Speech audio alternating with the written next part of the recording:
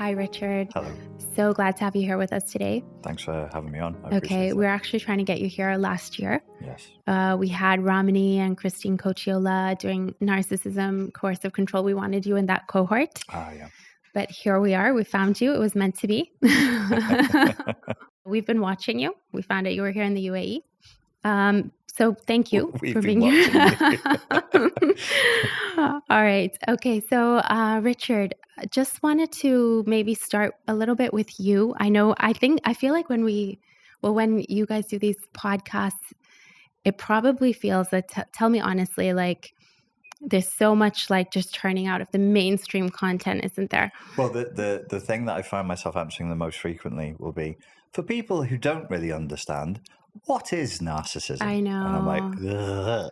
I know. But it's the job. It's a great job. Yeah, and especially like what are the signs and the bullet points? I feel like it must be frustrating to make it so basic at some points. It's okay. The only thing that frustrates me is misinformation.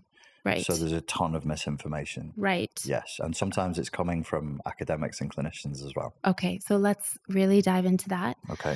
I have noticed that you are one of the few people in the mainstream media, at least, who speaks about NPD or personality disorders in a way that is very far more complex and less basic. Is that something you agree with? I try to stick to the published literature as much as I can. Right. Because I make fairly strident claims Right. in this field. Yeah.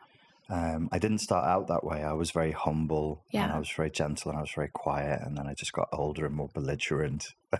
Okay, so that's something we have to talk about. There's many things. It could become a therapy session. Yeah. I know. There's always a risk of that, so I'm always trying to avoid that. But okay, so the rise from humility to Yes. No. Yeah.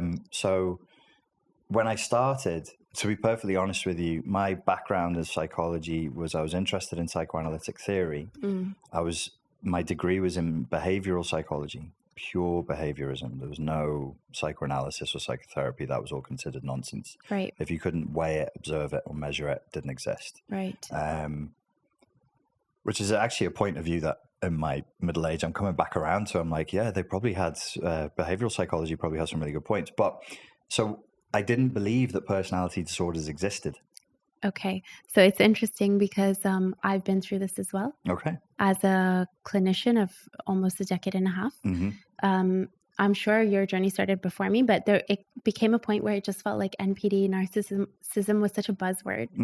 And people would walk in, especially in couples work, and it would be like, oh, here we go again. Yeah. But so go on. This interests me more. So I had been in and out of counseling for different problems. And then in 2009, I exited a relationship, and I was like, oh, I've heard of this narcissism thing. I'll go online and look at the forums. And I just walked in and bounced straight back out again. I'm like, I'm not hanging around with people who talk like this and thing like this. This is nuts. But Richard, why was that? Because you have, quite frankly, highly narcissistic people dominating the communities and the forums online, and they're going you, they, and then I'm an empath. I'm very kind. Right. I'm super powered kindness, and then you look at their behavior. You observe their behavior, behavioral psychology again, and you go, that's not kind. That's not kind. That's judgmental. That's shunning. That's dismissive. And you see this cult-like mentality, and so I, like many people, thought, well, then there's nothing here. Right. This is some sort of mass psychosis, a paranoid delusion. People think they've been attacked by a vampire, was what I thought when I first looked it up. Right. So it's also because the structure, the diagnostic criteria can feel quite reductive, can't it? Oh, it's preposterous. The diagnostic, see, when I started out, I was like, oh, yes, respect to the DSM.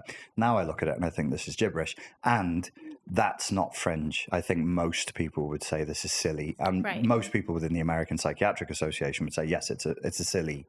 The diagnostic criteria are simply silly. And they've been saying that for 25 years. That I can track, maybe longer. Yeah. So even in the year 2000, you can see people going, an equally weighted shopping list of annoying behaviors. And you get 6 out of 9 and it's a clinical diagnosis. We don't do that for any other mental health disorders. Yeah. And we're only looking at, well, it's annoying.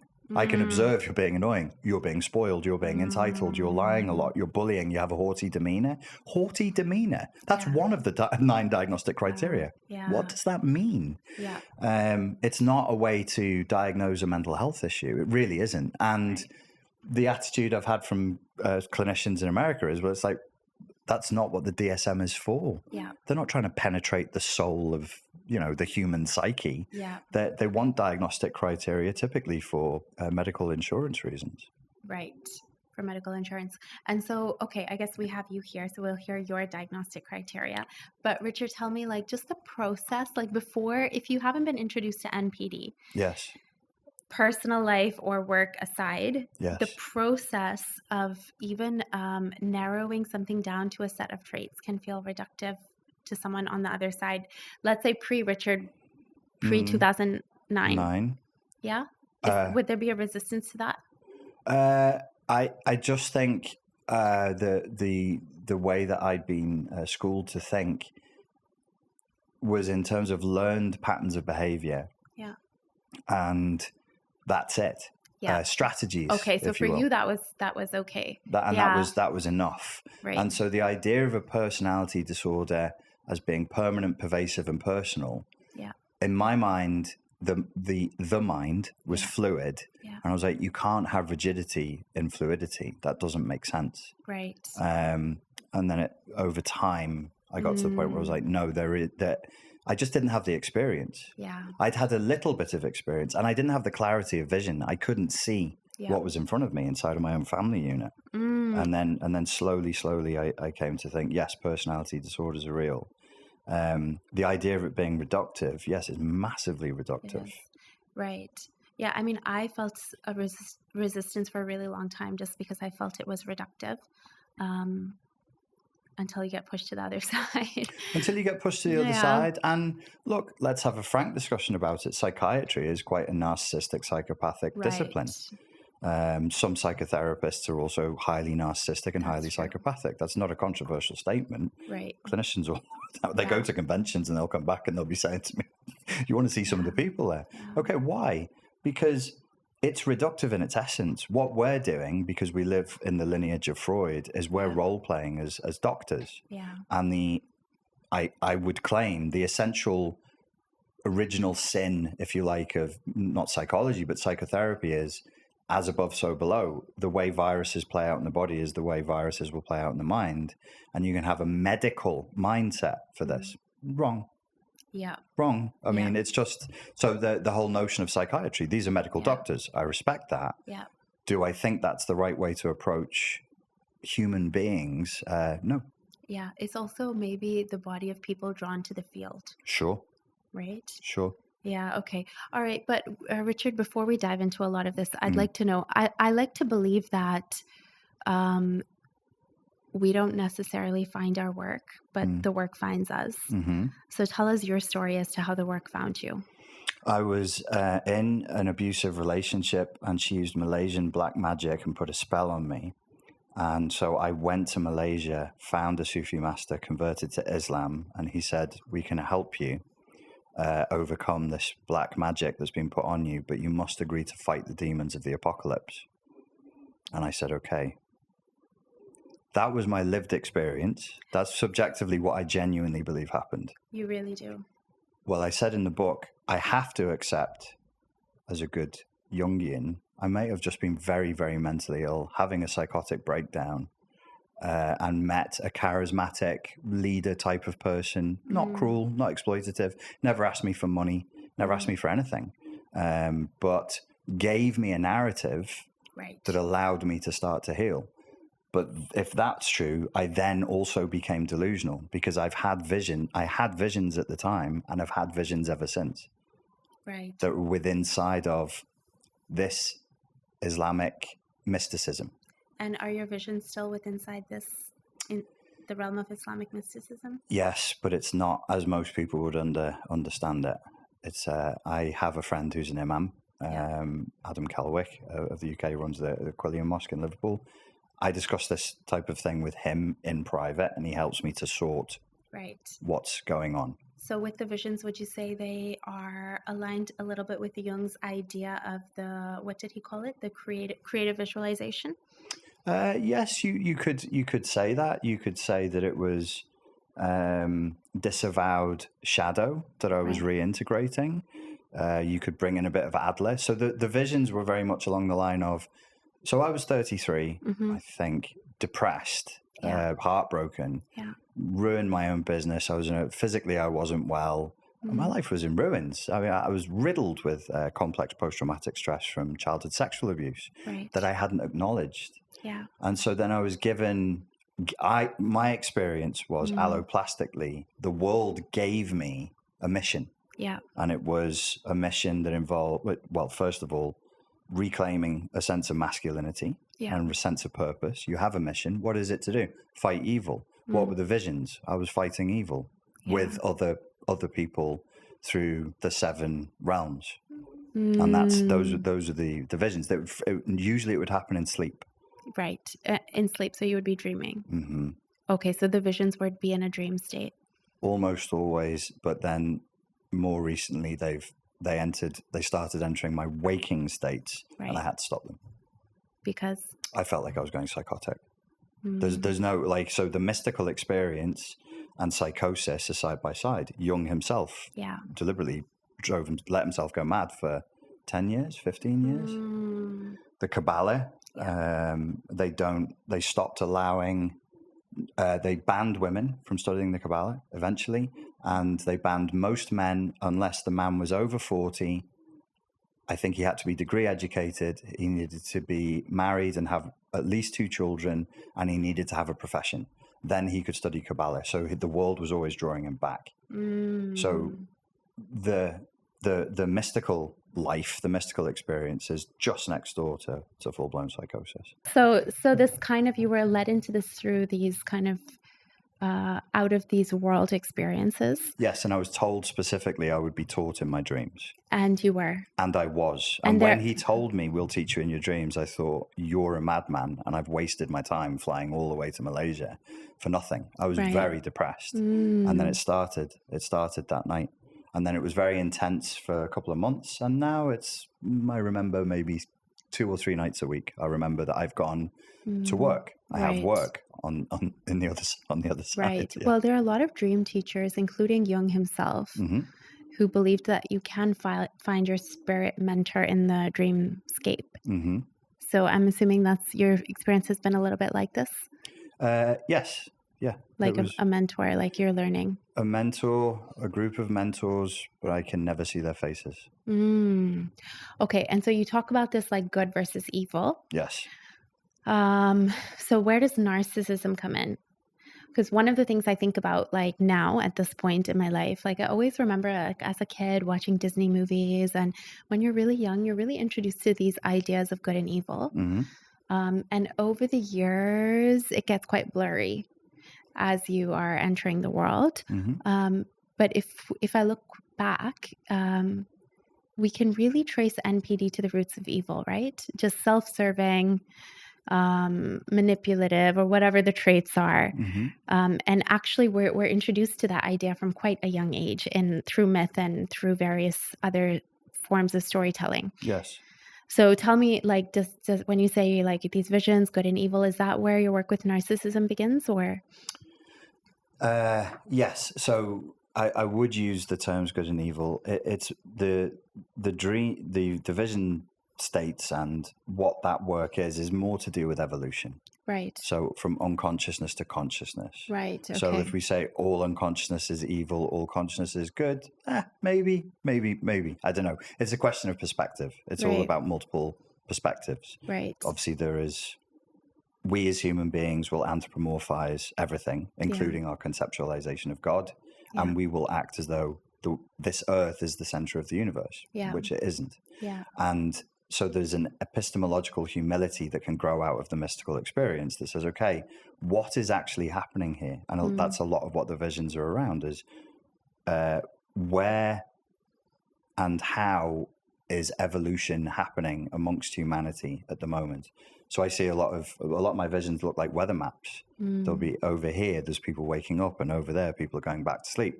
But to answer your question more directly, yes, narcissism is an example of shadow possession, if we keep it Jungian. Yeah. That's a person who's deeply, deeply possessed by their shadow. Right. The codependent is also shadow non-integrated.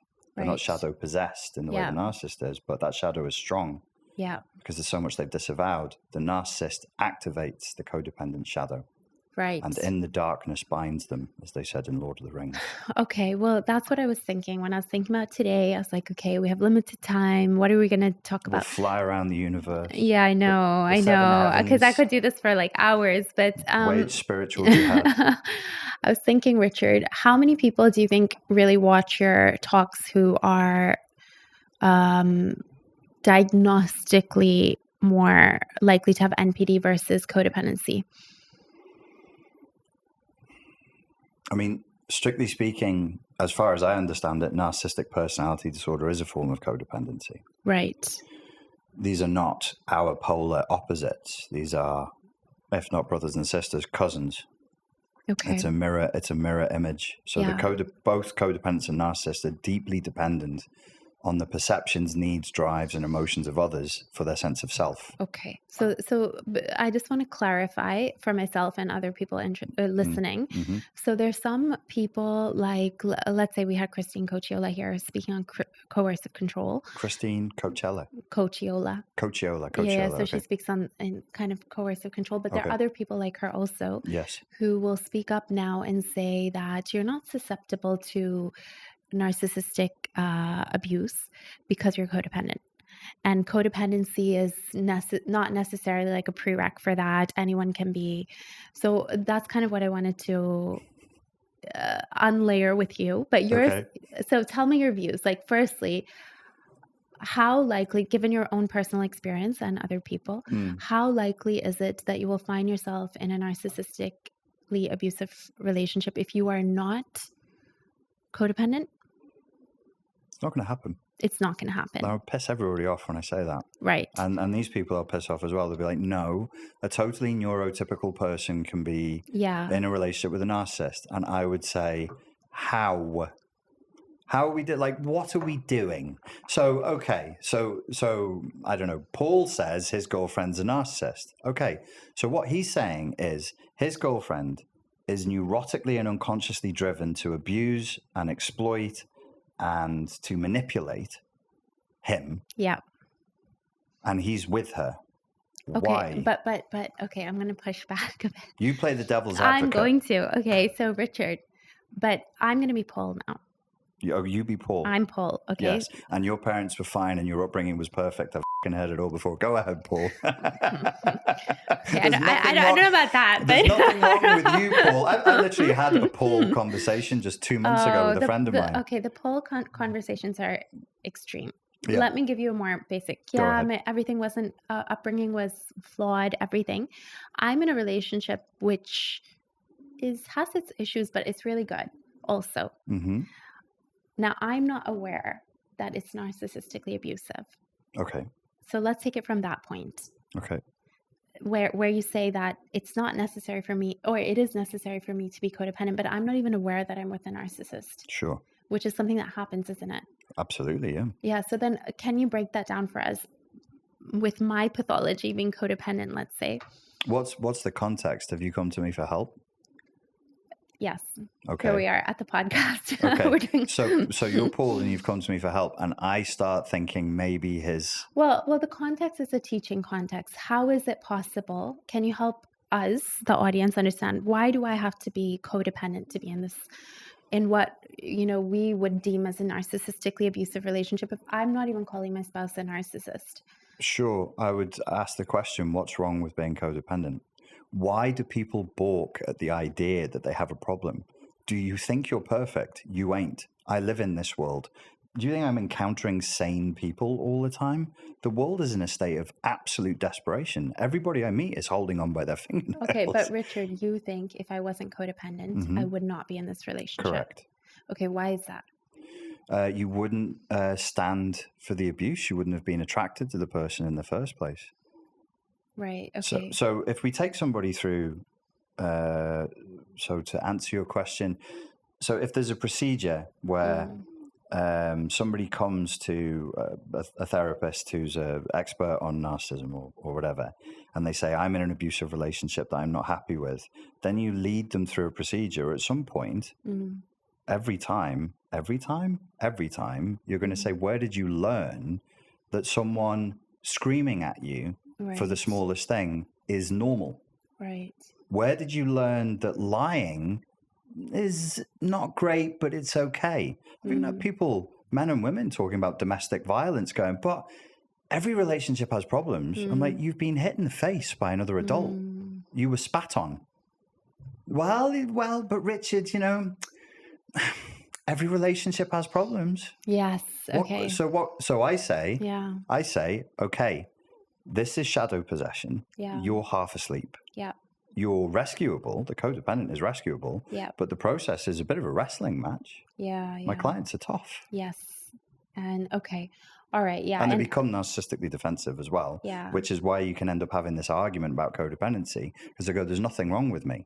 I'm like, you just did 15 years with an abusive man. Yeah. What month did you know is abusive? Oh, month 2. Listen to your words coming out of your mouth when you speak. Yeah. You're telling me that you stayed with something you knew was wrong for 15 years of life. I've done it. It's not an accusation. I'm not like, ha, you idiots. I've done it. I'm codependent. Yeah. Deeply, deeply codependent. So in terms of, okay, so basically you believe that these relationships are rooted in trauma on both sides? Yes. I mean, this is another thing that annoys me is people want to argue about how genetic it is. And I'm like, does it matter? Right. We don't know to a nicety. So the new fad now is for people to say, no, the studies prove it's all genetic. And I'm like, the studies that were done did not prove it was all genetic. Right. They said that 2 factors of those, there were good twin studies done. Two or three facts of narcissism, like, I don't know, one of them was definitely entitlement. Let's say the other one was exploitation, are highly genetically heritable. That's not narcissistic personality disorder. That's entitlement and exploitation. Anyway, so I don't think it particularly matters. But yeah, there's trauma, but all people are traumatized. Show me a non-traumatized human. Yeah. Okay. So that's a good point. Like, what kind of leads us to develop certain traits as a result of trauma? But first, Richard, so as a recovering codependent, I'm going to say you're in recovery. So I would say, from a therapist perspective even, that I would meet people all the time who've been extremely codependent in extremely abusive relationships, sometimes repeating those patterns into further relationships. Typically, right? And then eventually, at best, sometimes meeting someone who's not abusive, but still emulates traits that would be more narcissistic than passive. And they're still drawn to people like that, but they're not necessarily drawn to the non-narcissistic people. Sure. What's your experience with this as a recovering codependent? For me personally? Yeah. It's essentially it's an unconscious pattern. I think in the psychoanalytic tradition that I believe in, it is childhood. It's largely childhood. But do you feel like, in terms of recovery and moving on from this with your awareness, that what you're organically drawn to in terms of traits, let's say personality traits, does go through an evolution? It might do. I'll let you know if I get there. Yeah, okay. I don't particularly find safe people romantically interesting. Right. So this is kind of what I'm coming to. But there's more than narcissistic abuse there. Right? It's childhood sexual abuse as well. Yeah. So my sexual identity is damaged. So I wouldn't. What I just said isn't. It's not like everybody who's experienced narcissistic abuse is going to be at that level of imprinting. If you don't want to say trauma, because some people don't like trauma. When we're very young, we're highly neuroplastic.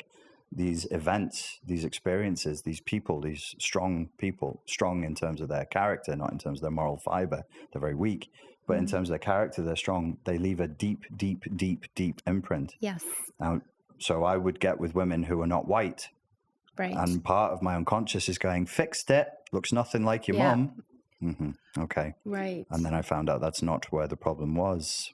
Right. Yeah. Yeah. And we can see this happen in so many ways where, let's say your parent is what would you call it? Grandiose hmm narcissist. hmm And then you get with the covert hmm because you think, oh, they're just not like my parents. Yes. They're Yeah. totally different. They're Yeah. so sensitive and emotional. hmm And so there's always that somewhere intuitively there's that resistance, but it's hard to not fall into that trap, right? So without overcomplicating it, I would say that's an example of a toxified superego Mm, conscience that's leading you astray. So the narcissist is running in your head saying, she's safe, he's safe.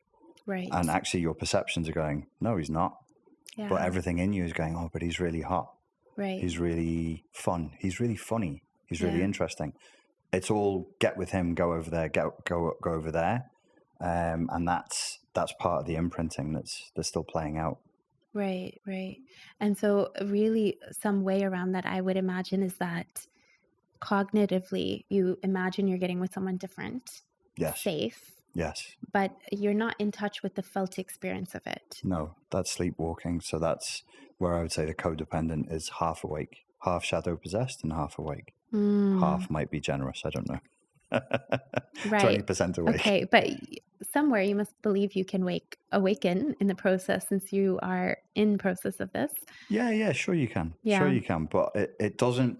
So I would say in my case, like I'm awake to it, Yeah. but the drawer is still there. Yeah. So I have to just Right. go to therapy and say, hey, I was interested in this person. What's that about? And my therapist will be like, well, why do you think you were interested in them? And we Oh do my God, this sounds like a never-ending torture. a little therapy dance. And then we have a conversation about the importance of safety and, back around we go. So I'm awake to it, but that doesn't mean that it fixes it. It doesn't mean it's done. It's not over. It's not over for me. Right. So it's a highly damaging experience then for a child because they really like grappling with this for your whole life. If it also has like sexual abuse involved as well. Then, yeah. Right. Specifically also, yes. Yeah. Okay. And so I'm forgetting this author's name, but I don't know if you would be familiar. Just trying to think. She wrote The Verbally Abusive Man a few decades ago. Do you know who I'm referencing? No. You could just look it up on your phone. I know. And then all of our brains will turn to slop. I know. Mine's already slopped. I don't care. Okay, let's see. I think Patricia Evans. Okay. I don't know if you're familiar with her work. Okay. So she wrote about this at a time where it was a highly sexist idea of abuse where men were abusive and women. And emotional abuse was at the time referenced as verbal abuse. Mm-hmm. But the psychology of her books, when I first read her was really interesting. And she talks about this one idea. In her view, it's like, if you've been exposed to abuse as a child, what makes it that you are going to be? She says the same thing as you. If you're codependent, you're fucked. Well, I didn't say that. Good Lord.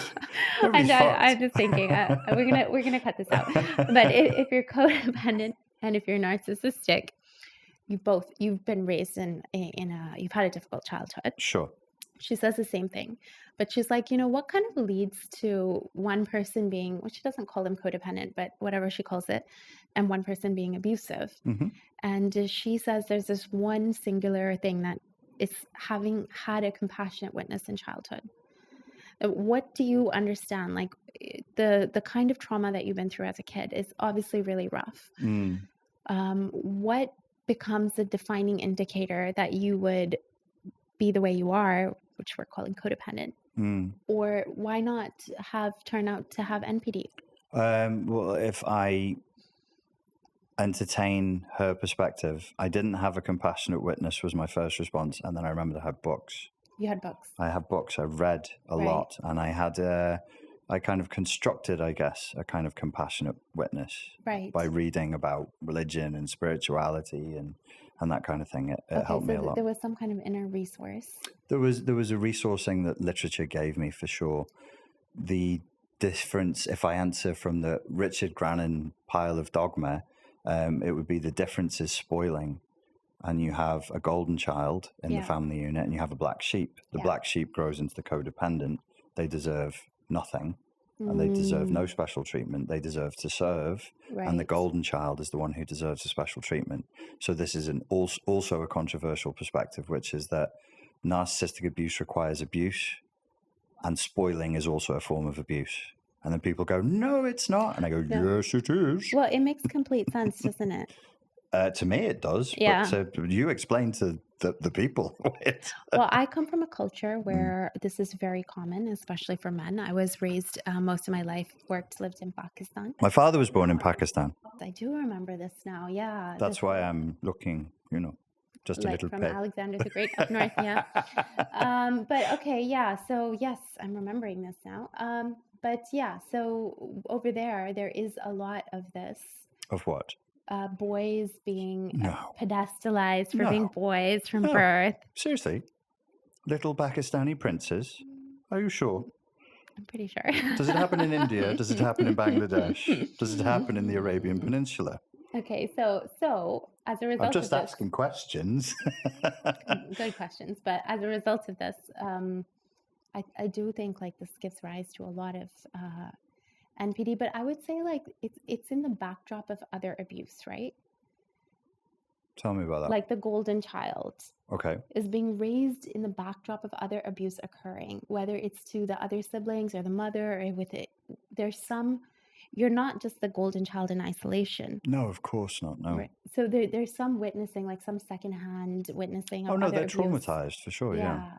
They're still in an unsafe family unit. Yeah, and I think that's why people don't understand this idea, because they imagine that, oh, you're in this happy family and you're just this glorified kid. But it's usually not like that in these family systems. Like you're this glorified kid in the backdrop of abuse. Yes. So I can add something to that. Yeah. So when we're talking about somebody being a golden child or being spoiled, the abusive, yes, you're right. The whole context of the family unit is fundamentally unsafe, which is enormously stressful for a child. And there is other abuse going on. And I'm saying they're a golden child. I know a guy from Bangladesh who's been diagnosed. Yes, he was the golden child, but he was also sexually abused. Right. Because he was seen as being, he was extremely handsome. Yeah. So his handsomeness is a source of narcissistic supply, but it's also the root cause of things happening to him that he doesn't like. Right. So it creates this sort of a push-pull relationship with the self-image. It breaks the self-image. It makes it toxic. It corrupts it. There's an instrumentalization to the spoiling. I'm not talking about like normal, I don't know, foisting attention on children, or I haven't seen my nephews for a few months. I'll see them in America in a couple of months. Obviously, I'm going to spend a lot of time with them. There's a kind of thing that people do where they give gifts and give attention for themselves. Right. And I think that's essential. I remember somebody describing people using pet dogs that were overfed as emotional tampons, which is pretty gross, but it also works. So I'm giving, and the dog swells. Right. They just become very, very fat. But how does this work? Because I'm lonely. I feel better. Oh, so every time. I feel better. Every time. And the dog is a dog, so it's like, it's retarded. It's like, give me biscuits. The dog gives you gratitude. Yes. Right. And so there are a lot of people with NPD who are actually really great with kids. Yeah, they could be great with kids. They could be great with animals. This is where I can get on my soapbox and start ranting. I think so, and even in academia and in the world of clinicians, it's been so oversimplified and so mediocritized. People want to make the NPD, oh, it's no big deal. It's just it's a very, very strong mental health issue. Yeah. It's not a minor mental health issue. Yeah. I would say we should be making more of it, not less of it. Right. I want it to be classed as psychotic, delusional, and dissociative. Yeah. Psychiatry looks at it now and says it doesn't qualify. I'm saying that's because you're not interested in the NPD's internal world. Okay. You're only interested in what you can see. So if you do have somebody who's seriously mentally ill, they are living in psychosis, as I claim. Yeah. They are totally delusional and they're totally dissociated. Yes, within their story, they can be good with kids, but they're only good with kids inside of the matrix Right. of their grandiose fantasy Yeah. that they're imposing on everybody and everything around them, or good with animals, or good with... Because they're a great parent and so on. Because that fits the narcissistic ego ideal. I suppose, Richard, like with this, what you're proposing to be a diagnostic criteria for NPD. Oh yeah, you asked me a few years ago what I would change. Yes, that's what I would change. Well, I think that I tend to talk and run on sentences. That's Sorry. okay. This is you and me both, so this is going to be confusing for everyone. Sorry in advance. They'll be sat there going, this is interesting, but I don't really know what they're saying. That's the problem when you get really interested in something, we have to shoot a podcast. But okay, so Richard, one of the flaws I would predict is if we take a typically healthy world, assuming that you and me are both healthy, we would say that... Bold. I know. But we would say that we both would have a subjective experience of reality. But, when we go into NPD, we want to say, well, they're not in touch with reality. And really, that's a really simplified way that we would all agree with anyone who's had any experience with NPD. Well, how do we break that down? It's like we're picking up something. Easy. Okay, go for it. Easy. Go for it. But we have to drop the style and the ideology of clinicians and psychiatrists and become philosophers. Okay, go for it. And you start with epistemological humility. I don't really know what's happening. All of my the mystical experiences I told you about were in multiple worlds and showed me that we're living in parallel universes and that you're alive there, and there. Yeah. And in certain states, you'll be in conversations in the other world. So I just go, I don't really know what's happening. Yeah. So then the next philosophical, logical question would be to say, so how do you know when somebody's grandiose and delusional? Yeah. Because they don't have epistemological humility. So I would say, I don't know what this is. They say, I absolutely, with great rigidity and certainty, know what this is. And I know I'm the king. Yeah. And I know I'm God on earth. And that's another claim that I want to make about narcissistic personality disorder. It's a God complex. If it's not a God complex, it's one step down from God. They must be a Messiah or a martyr. Right. And there's nothing else. If the God complex or the Messiah martyr complex isn't there, it's not narcissistic personality disorder. It's something else. It's probably treatable. But in covert narcissism, let's say the God complex. Martyr complex. Right. For coverts. Got it. Because we shouldn't say coverts. Covert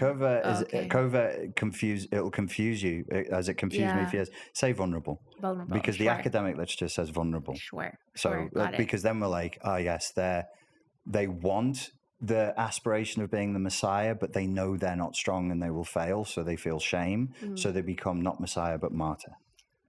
Right. Okay. So one of the things that you feel really identifies narcissism is the rigidity of the narrative. 100%. Yeah. Okay. Certainty. Cast iron certainty. Right. That's where the smugness and the arrogance comes from.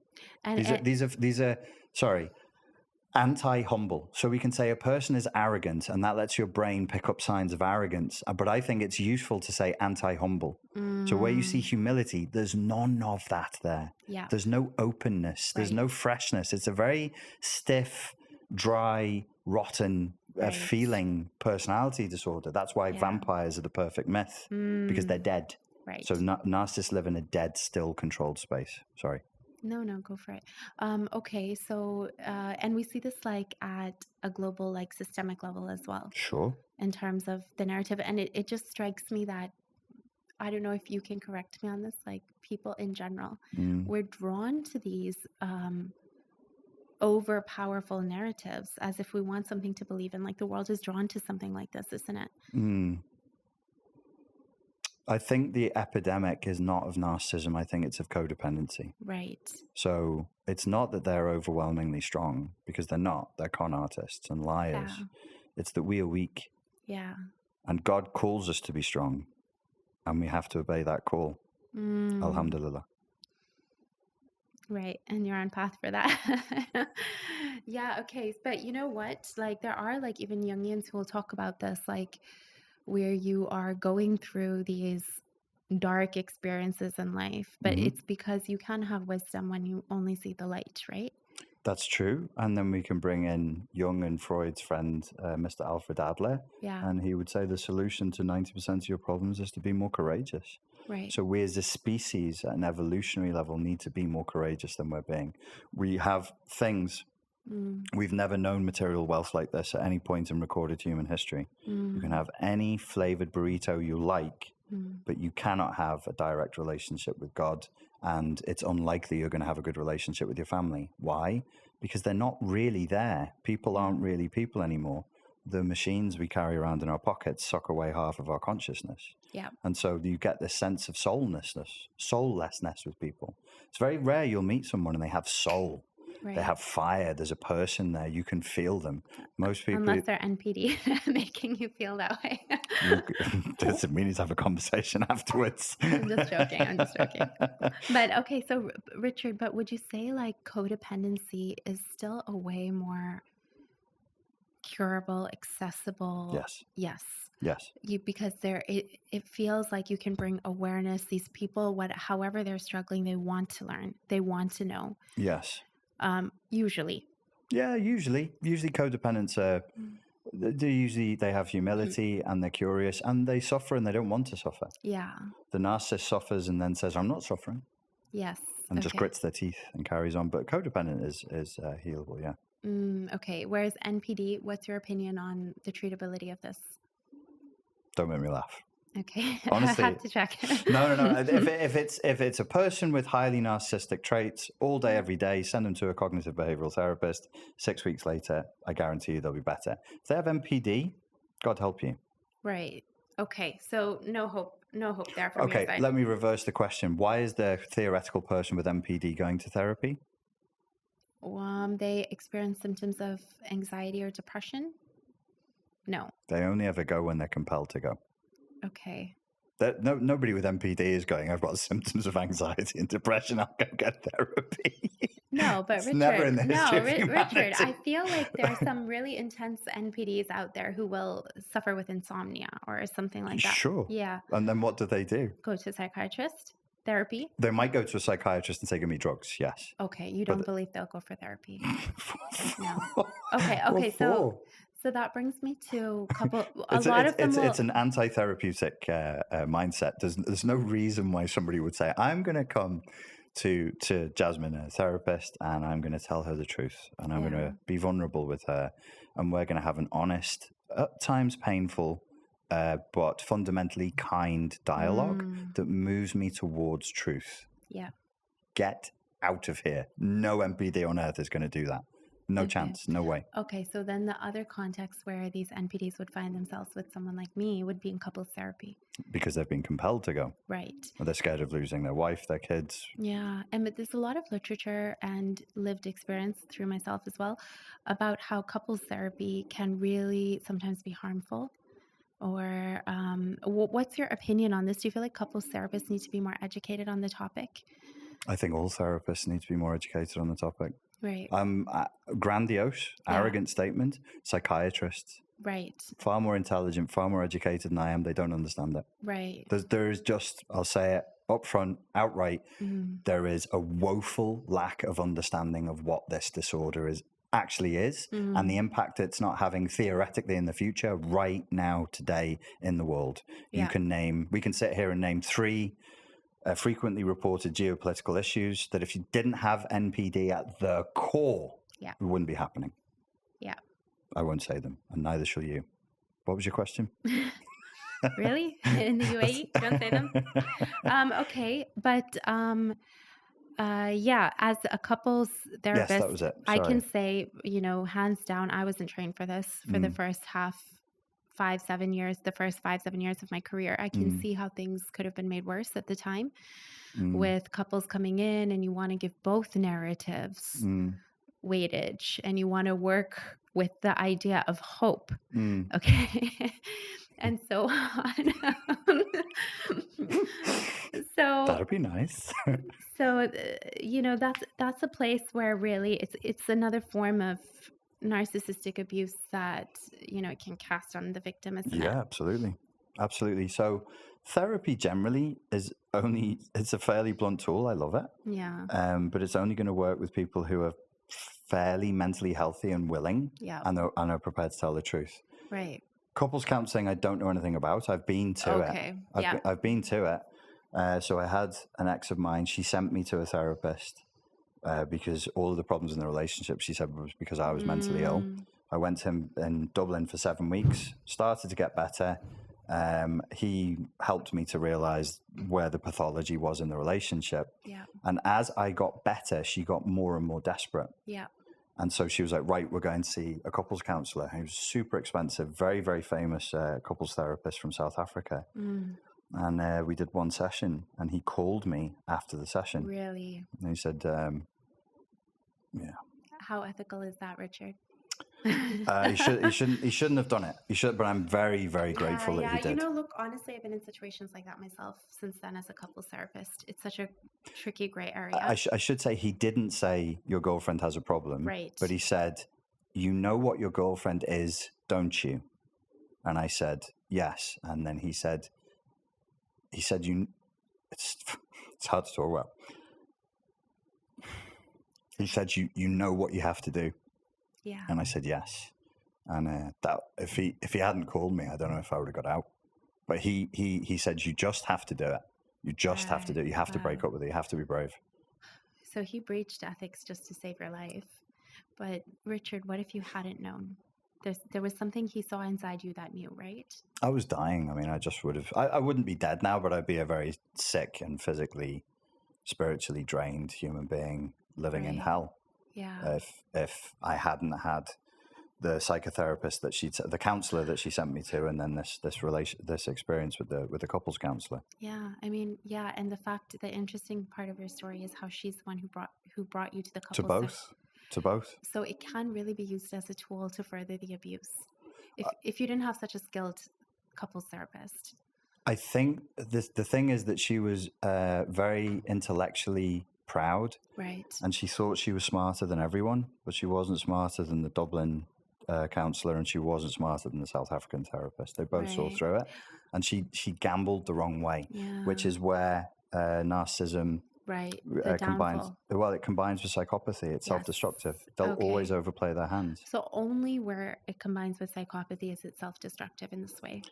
I think it's always combined with psychopathy. So you want more of my made-up diagnostic criteria, a la Richard Grannon. We're going to, and I think the DSM will do this in the future. They'll put psychopathy back in. Right. No psychopathy, no NPD. Okay. Can you say a bit more? Why is it always combined with psychopathy? Because psychopathy is the baseline for all cluster B personality disorders. Yeah. Psychopathy, the way I see psychopathy, it's a reduction back to a primitive state through trauma. Yeah. So if we were being bombed here and attacked and we couldn't escape, and it went on for a few months, not years, we would become more psychopathic. As you get hungrier, as you get more tired, as you get more desperate, the more of your friends you see killed, the more of the buildings you're living in being torn down. And the more torture and the more extremity you witness, the more psychopathic you become. It's a reduction back to primitive states, because we evolved in environments where compassion and empathy and therapy would get you killed. Right. So we would retreat back to a more of a warrior, savage, hunter-gatherer phase. That's psychopathy. It's not moral. Morality is for civilized people. Right. And so the key to all of the cluster B personality disorders is psychopathy. I've given up morality. If I'm HPD or BPD or MPD, I don't care about morality. I'm in pain. Yeah. I'm sorry you have to suffer, but this is the way it is, kid. I need to feel better today. Yes, it might ruin the rest of your life, but you're not really a person, you're a thing. So, Richard, would you say that you don't believe that people with NPD then experience empathy? They experience cognitive empathy. They experience the empathy of a predator. So a predator can know where the prey will probably run or hide. That's empathy. Empathy it's a trick of the English language. So empathy in its origins only meant your ability to effectively simulate the subjective experience of someone else. Yeah. So a psychopath absolutely can do that. A serial killer can do it.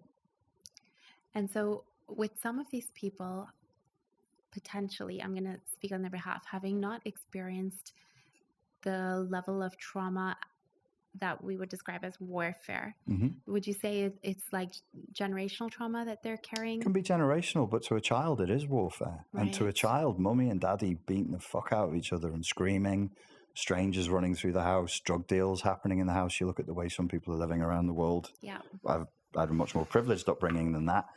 It is warfare, and it's existential threat. Yeah.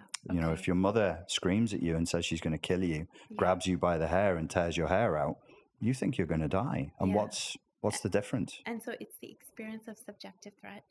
It's an overwhelm. Yes, it's the experience of subjective threat. It's the overwhelm of the central nervous system. And that could happen even where we remove blatant things like physical violence, right? Yes, it happens here in one of the wealthiest places on earth. It's happening in nice households with nice people. And children are being traumatized to the level of an adult who'd been through warfare. Right. Just through like passive aggressive emotional nuance. Yeah, because my God, children are they're soft. You know, their neuroplasticity is very high. They're very, very vulnerable. Right. And they don't have the boundaries to be like, oh, mummy's having one of her bad days or daddy's had a bit of a drink. Yeah. I guess I'll go out for a smoke while he calms down. You're 3 years old. You ain't going anywhere. Yeah, that makes sense. Okay, I want to quickly dive into one or two big questions that are the important ones we have to get to before. Do we still have time? We have about 5 minutes, Richard. I mean, I can stay as long as you need. It doesn't bother me. Okay. I'll keep talking until the cows come home. All right. So first one is my question. The next one's for the audience. Sure. So in my experience, if you wind up with someone, let's just say NPD-esque, and would you say it's common to experience, maybe this just applies to the vulnerable narcissists actually, but what's your take on this? A deep sense of empathy, what we would call toxic empathy in the relationship. Who's experiencing it? The target? Yeah. Experiences deep empathy. Yeah. So inside of the... Well, we're considering this one of the red flags. Oh, if you experience too much empathy? Yes. In your relationship. Okay. So, I had a conversation about this last night. Okay. Well, let me reframe the question then. Go ahead. Let's do a dive into considering the fact that codependents are more likely to watch this than NPDs. Yes. Let's do a deep dive into the red flags. Okay. I'm going to throw out a red flag there first. Okay. Which is that if you're experiencing like a deep sense of empathy all the time for your partner. Yes. I consider that a red flag.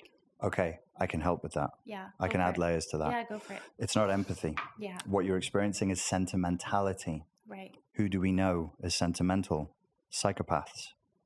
Did you know that about psychopaths? No. Yeah, they have propensity. This is old-fashioned psychotherapy. We don't talk like this anymore. Psychopaths have a propensity towards sentimentality. Right. And they actually have occasionally an observable increased level of affection for animals and children. Right.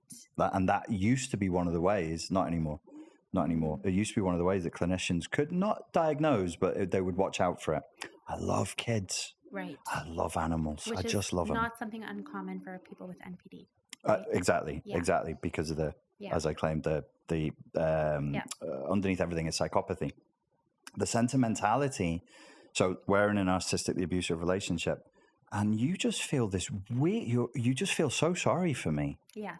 And you're just really gooey and sentimental, like the end of a Disney movie. And I'm going to say it. These are the early stages. I'm not even seeing any abuse. Yes. But I'm just feeling this towards you. Yes. I think you're just this nice guy and your story, whatever. Yes. Oh, it's so sad, and you just need some love. So at an unconscious level, what I think is happening is I'm not consciously doing this. I just intuitively do it. I'm pulling you into a game where I'm inviting you to be my mother and save me. Yeah. Now I'm a child. Yeah. Now you're screwed. Would you abandon a child? I wouldn't. If it was my own child, I wouldn't abandon them. And neither would you. It's a very deep biological urge. I agree. And I have raised this question sometimes when it comes to abusive relationships. Mm-hmm. Because there's a very Western model that says, this is abuse, this is an abuse, this is abuse. If you see this abuse, get out of the relationship. And you're just like, wait, how do you do that? There's something so off about that model in a way. The Western model? Yes. Why? What's wrong with the Western model? Well, it's narcissistic and psychopathic. Yeah, it's just like... Cut them off. Buy another consumable product. And so there's something very like, even as a practitioner, you're just like, I can't work with this, right? But the white people, they're white walkers like in Game of Thrones. They're very cold. They come from the north. They're from the snowy hills. So I've asked this to people who are like specialists in this area, but they don't usually align with this question that I asked, which is like, don't you feel that the victim has actually formed a relationship with the inner wounded small child part of the abuser, of the narcissist? Yeah, of course I have. Yeah. And that inner child part actually carries hope and potential. Yes. And so you tap into all this hope and potential of the inner child, and you see the goodness part of it. And and then you're just, so how, it's, so my simplified version of that is when you feel the over empathy at the beginning. Yes, but be careful with the word empathy. So maybe say like an excessive sympathy. Right. It's because the more nuanced we are with the language, the more power, and the more understanding we can have. Right. So there's too much sympathy there. Yes. What's sympathy?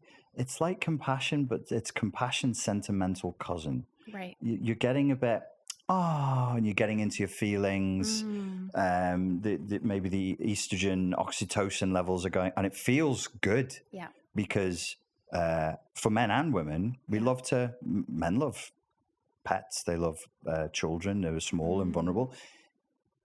You're more vulnerable as a woman, genetically. Yeah.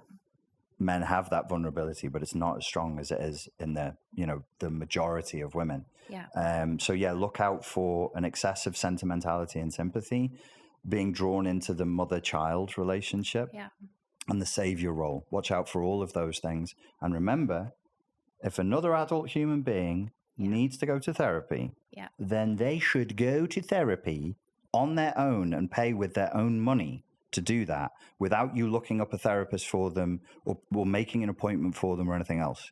If you need therapy, I've been single for a very long time because everybody needs therapy. And I'll just look at somebody and I'll say, if you need therapy, go get a therapist. Oh, but I'm just a dude right now. Yeah. I'm a guy. Sure. And that's all I'm going to be. I can't mix and match and be like, oh, today I'm your driver, tomorrow your butler, today your life coach. No, if you need therapy, go to therapy. This is Western culture. It's decadent, it's perverse, and it's saying we're responsible for everyone everywhere. No, we are not. That's a sickness. Yeah. I think it's a way of coping with a difficult reality, like going into ultra mother mode and being an overbearing mother. Yeah. Okay. All right. So that kind of like mothering, deep sympathy would be a red flag. What else would be a red flag, Richard? I know this is a tough question. No, it's a dreadful question. In this like modern dating era, everyone who's been through this, dating, astagfirullah. Nobody should be dating. Oh my God, I've literally written this in my notes. Is dating like? It's disgusting. Okay. People are not snacks at a buffet. Yeah. And you can't, if you're dating and you get into trouble, God help you, because I can't. Right. I mean, maybe in your teens or something, but we're not kids and we shouldn't be sampling over there and over there. And that is just Western decadence. That is consumer capitalism gone wild. Yeah. I am not a thing. I'm a person. I'm not a product. And the relationship you have with me isn't a friggin' luxury 5-star holiday. If you want a relationship, we can form one, but right? Do you get it? So we have to keep coming back to adulthood. You're you, I'm me, your stuff is your stuff, my stuff is my stuff. The things that you need to hold, you must hold. I mean, dating. What is, because I've made notes here, like looking at the collectivist culture, individualist culture. Honestly, for years before I even moved here, I was just listening to clients all over the world going through these horrendous dating stories on these apps, coming to therapy because they've been on these apps. I'm like, why do you want to go on these apps? Sounds horrific, right? What is your opinion about what is going wrong in the world of dating? It's just narcissistic psychopathy writ large. People want to have their cake and eat it. They want to be promiscuous porn stars for 10, 15 years. And then they want the perfect relationship for the rest of their lives. Right. Or they say they do. But maybe one day I'll turn a camera on the audience. I do seminars. So there'll be a couple of hundred people there. I'll be like, how many of you have had problems in romantic relationships? 80 to 90% of the people put their hands up. And I'll say, oh, okay. So what was your strategy for getting with another adult and living in a house with them for decades? And they're like, what? I said, that's what being in a relationship is. Yeah. How are you going? So what do they have? They have a fantasy. Mm. They think of their wedding day, or they think of amazing sex, or they think of taking a holiday. Yeah. And that's the collective is doing this. It's this narcissistic consumer fantasy. It's just gonna be great. Why would it be great? What's great? What is great? Dubai is great. Check the traffic. It's everything comes with problems. This is an imperfect world, and people are they're just insane with consumerism, insane with entitlement and greed. Yes, if you want to get with somebody, that's you with another adult, and you will be living, presumably, hopefully, in the same house for decades. Yeah. That's what it looks like. Yeah. We only have 75 years. This is the other thing. Most people seem to think they're flipping immortal. Yeah. 75 to 80 years if you're lucky. Okay. So we're out away with the fairies. And in this environment, it's very easy for narcissistic psychopaths to take advantage. I don't do red flag, green flag. You don't? Nope. Okay. Because if I give people red flags, there'll be some decent person who does a red flag who'll get kicked out. If I give green flags, there'll be some psychopath who does the green flag and they get taken on. Can't do it that way. You gotta have an actual onboard intuition system that's rooted in your emotional intelligence moment to moment. It's a strength, it's a skill, it must be worked on. Well, Richard, for all the people listening who want a bit of hope, the codependence, you can really do the work before you wind up in a relationship. Yes? You can do the work before you wind up in a relationship? Do this inner work on yourself while you're single. Sure. Yeah? Sure you can. Okay. Why are you asking that? Just because a lot of the work seems to happen through the lens of these relationships. Oh, yeah. No, you're better off doing the work single. You're much better being single than doing I want to put in a quote, which I believe is yours, that I found on the internet. Be something horrible. Go on. No, it's something simple, but it's so nice and basic. Oh my God, I'm having trouble reading my own handwriting. I was actually admiring your handwriting. It's actually worse than mine. Mine is a mess. Okay, I'm good now. Okay, love should never ask you to lose yourself. Is that you, Richard? I found it. It sounds like Richard Grannon. It sounds like Taylor Swift. Love should never ask you to lose yourself. It sounds very, very poetic. But no, love should never ask you to lose yourself. I agree with the statement. Right. So I suppose a lot of the work that can be done around this is codependents are already a little bit lost. Yeah. Oh yes, absolutely. They're lost. So that's where I would say the codependent and the narcissist, two lost children in the woods, they find each other, they cling to each other way too quickly because they're hungry and they're lonely and they're desperate for that contact that they're just not receiving. Yeah. Okay. All right, Richard, this was so good. Thank you. So many more questions, but hopefully we can have you on again. I'd love that.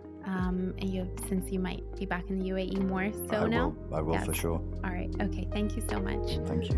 All right. Thank you. You can turn